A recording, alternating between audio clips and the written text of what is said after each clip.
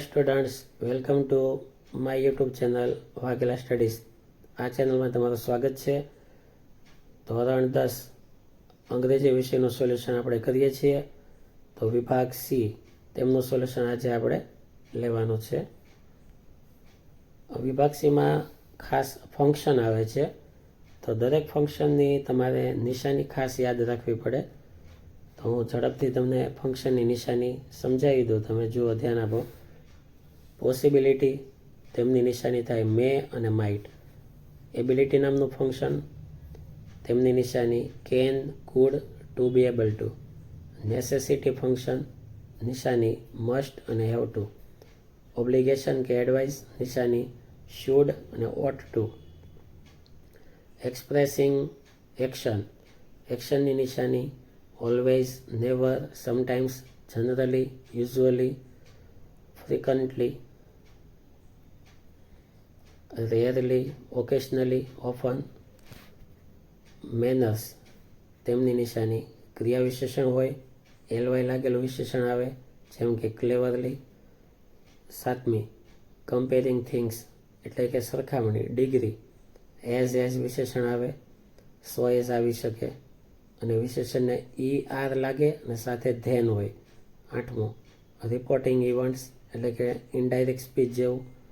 તો તેની નિશાની told, that, said that, asked if કે વેધર, આસ્કડ પછી WH ક્વેશ્ચન, રિક્વેસ્ટેડ અને એક્સક્લેમ્ડ ધેટ.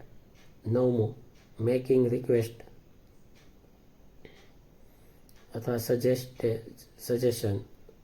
તેમાં શરૂઆતમાં વુડ, કુડ, વિલ, કેન હોય તો તે મેકિંગ રિક્વેસ્ટ સમજવી. પછી ડ્યુરેશન ઓફ ટાઈમ, તો હાઉ લોંગ કે ફોર. આસ્કિંગ નંબર, તેમની નિશાની how many. Asking about quantity, જથ્થા માટે how much. Talking about alternative, વિકલ્પ either or, neither nor. Showing contrast, તેમની નિશાની but, yet, still, though, although. Talking about reason and result, નિશાની because, as, so, therefore. Inquiry as nature, તેમાં WH થી પ્રશ્ન પૂછાતો હોય, વોટ, વેન, વાય, કોઈ માહિતી જાણવા માટે. એમિઝારથી પણ ચાલે પ્રશ્ન, પણ તેમાં કોઈક માહિતી પૂછવાની વાત હોવી જોઈએ. 15મું, સ્પેસિફાઈંગ ટાઈમ, ચોક્કસ સમય. પોઈન્ટ ઓફ ટાઈમ, તો in, at, on, from, till વગેરે આવતા હોય તેના પછી સમય આવે. સ્પેસિફાઈંગ લોકેશન, પ્લેસ, સ્થાન. ઇન, ઓન વગેરે પ્રપોઝિશન પછી સ્થાન આવે. ટોકિંગ અબાઉટ ટાઈમ, સમયની વાત. તો તેમાં just, already, ever, never, yet, since, for વગેરે આવે. 18, ડિસ્ક્રાઇબિંગ પ્લેસ, લોકેશન, સ્થાનનું વર્ણન. સંયોજક તરીકે વિચ આવે, ધેટ આવે, વેર આવે વગેરે. 19, ડિસ્ક્રાઇબિંગ પર્સન, વ્યક્તિનું વર્ણન. વિશેષણો આવી શકે, tall, short, fat, curly hair વગેરે. બિગ બેલી, બ્યુટીફુલ વગેરે. ફરી વખત ડિસ્ક્રાઇબિંગ પર્સન, તેમાં સંબંધક સર્વનામ આવી શકે, હું, હુમ, હુઝ વગેરે. ડિસ્ક્રાઇબિંગ એક્શન, તેમાં પેસિવ વોઇસની વાત આવી શકે, કર્મ પહેલાં હોય પછી વસ્તુનું નામ આવે. ડિસ્ક્રાઇબિંગ પ્રોસેસ, પ્રક્રિયા વર્ણવી, શરૂઆતમાં V1 આવે. શોવિંગ ઇમોશન, નાઇસિટી, પ્લીઝન્ટરી, તેમાં આવા બધા શબ્દ આવે. Hurray, hello, sorry, thank you, best of luck, how nice, congratulations, awesome, many happy returns of the day, how pitiful, shame upon you, happy journey વગેરે. થેન્ક યુ બધા શબ્દ આવે. સોરી. શોવિંગ કન્ડિશન, ઇફ આવે, unless આવે. આ મુખ્ય અગત્યના ફંક્શનો છે. હવે જુઓ, આ દરેક નિશાની આવડે ને તો તમને ફંક્શન આવડી જાય. જો આ મેચ ધ ફોલોઈંગ છે, ફંક્શનના જોડકા છે. જો બધામાં નિશાની ટીક કરેલી છે. પહેલામાં જો નિયર પ્રેપોઝિશન છે તેમાં સ્થાન આવે છે.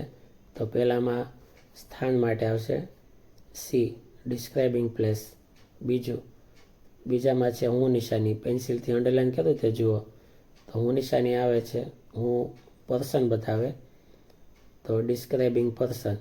ત્રીજામાં હાઉ મચ, તો હાઉ મચ એટલે WH સવાલ આવે છે અને માહિતી જાણવાની છે, તો સીકિંગ ઇન્ફોર્મેશન. બીજું થોડું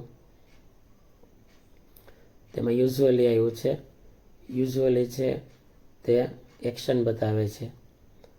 બીજામાં કારની માહિતી છે અને હુંસ આવે છે, તો કોઈ વસ્તુ હોય એની વિશેની માહિતી છે, તો ડિસ્ક્રાઇબિંગ થિંગ આવશે.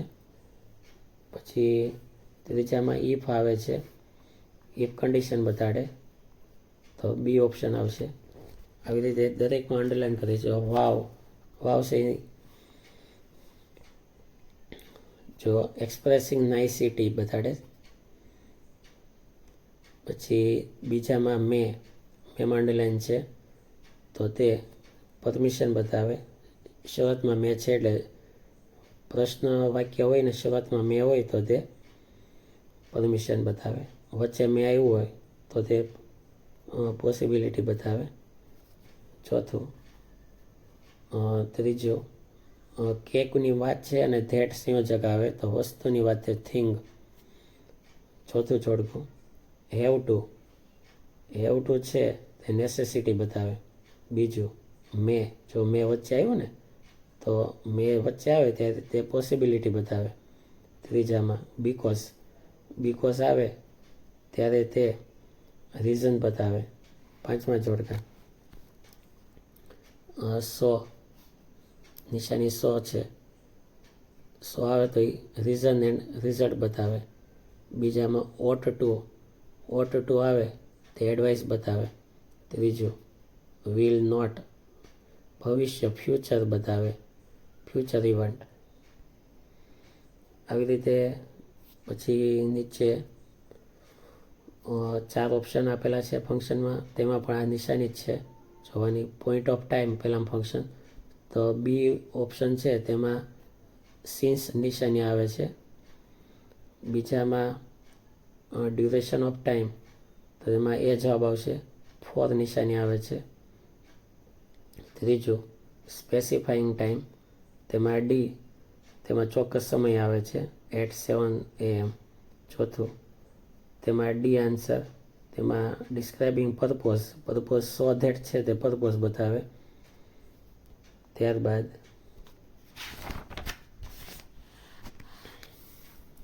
પાંચમામાં કોન્ટ્રાસ્ટ, બી ઓપ્શન છે તે કોન્ટ્રાસ્ટ બતાવે. છઠ્ઠું તેમાં necessity, be option have to necessity બતાવે. સાતમું તેમાં રીઝન એન્ડ રિઝલ્ટ, બીકોઝ આવેલી છે નિશાની. આઠમું કમ્પેરિઝન, તો બી ઓપ્શન એઝ આવે છે નિશાનીમાં. નવમાની અંદર ફ્યુચર એક્શન, તો સીમાં વિલ આવે છે, ફ્યુચર બતાડે.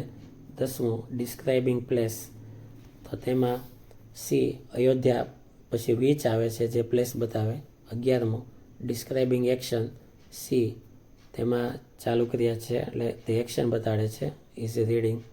12મું ઇન્ક્વાયરી એઝ નેચર, તો તેમાં ડી ઓપ્શન વેન વિલથી WH સવાલ આવે છે. 13મું એક્સપ્રેસિંગ મેનર, તો બી આવશે, ઓલવેઝ નિશાની છે.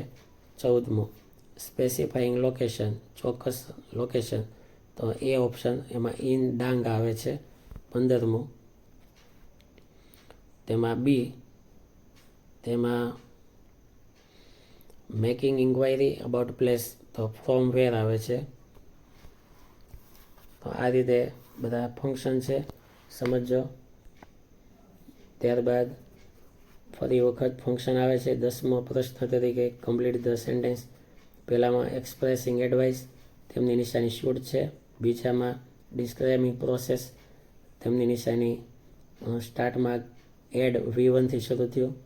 ત્રીજું નેસેસિટી, તો એ ઓપ્શનમાં મસ્ટ આવે છે. ચોથું અલ્ટરનેટિવ્સ ઓપ્શન, તો સીમાં જો આઈધર ઓર આવે છે. પાંચમું પ્લીઝન્ટરીઝ, તો જેમાં સોરી શબ્દ આવે છે. છઠ્ઠું રિપોર્ટિંગ અન ઇવન્ટ ઇનડાયરેક્ટ, તો ડીમાં ધેટથી શરૂ થાય છે વાક્ય. 7મું ડિસ્ક્રાઇબિંગ પર્સન, ડી તેમાં હું આવે છે નિશાની. પછી 8મું પર્પોઝ, સી સો ધેટ આવે છે. 9મું સ્પેસિફાઈંગ લોકેશન, સી આવે છે નિયર. 10મું ડ્યુરેશન ઓફ ટાઈમ, 4 આવે છે નિશાની. પછી 11મું સ્પેસિફાઈંગ ટાઈમ, તો ડીમાં 7 PM નિશાની છે. 12મું પોઈન્ટ ઓફ ટાઈમ, સિન્સ નિશાની છે. 13મું એક્સચેન્જિંગ પ્લીઝન્ટરીઝ, તો ડી કોંગ્રેચ્યુલેશન છે. નાઇસિટી, પ્લીઝન્ટરી બધું સેમ. 14મું શોવિંગ કોન્ટ્રાસ્ટ, કોન્ટ્રાસ્ટ નિશાની ડીમાં છે બટ. 15મું સ્પેસિફાઈંગ ટાઈમ, સીમાં will begin from next week નિશાની છે. ત્યારબાદ 11મું ક્વેશ્ચન, તેમાં બધી ખાલી જગ્યા છે. નીચે જવાબ આપેલા છે, તે કોઈ ગ્રામર નથી, મિનિંગથી પૂરવાની છે ખાલી જગ્યા, પાકી કરજો બધા. તો એવી ખાલી જગ્યા 4, 5 અપાયેલી છે જો. ત્યારબાદ સિમિલર મિનિંગ આપેલા છે જો, કુલ 15 આપેલા છે. દરેક સિમિલર મિનિંગના જવાબ પેન્સિલથી ટીક થયેલા છે. આ રીતે દરેકની સામે જે સાચો જવાબ હોય તે તમારે લખવો ખાસ. આ રીતે કરશો તો વિભાગ સીના પૂરેપૂરા માર્ક તમે લઈ શકશો. Thank you very much.